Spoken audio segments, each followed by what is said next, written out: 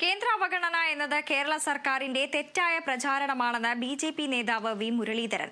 വീഴ്ചകൾ മറച്ചുവെക്കാനാണ് സർക്കാരിന്റെ ശ്രമം. കേരളം കണക്ക് കൊടുക്കാത്തതുകൊണ്ടാണ് ഫണ്ട് ലഭിക്കാത്തതെന്നും വി. മുരളീധരൻ ആലപ്പുഴയിൽ പറഞ്ഞു.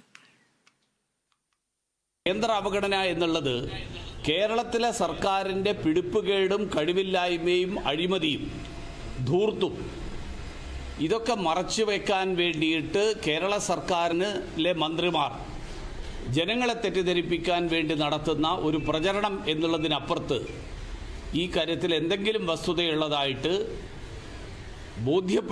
കോടതികളെ ബോധ്യപ്പെടുത്താൻ കേരള സർക്കാരിൻ്റെ അഭിഭാഷകർക്ക് സാധിച്ചിട്ടില്ല. എല്ലാ തവണയും ആന ചവിട്ടി കൊന്നു കഴിഞ്ഞാൽ ആ സമയത്ത് ശശീന്ദ്രൻ അതിൽ ഖേദം രേഖപ്പെടുത്തും.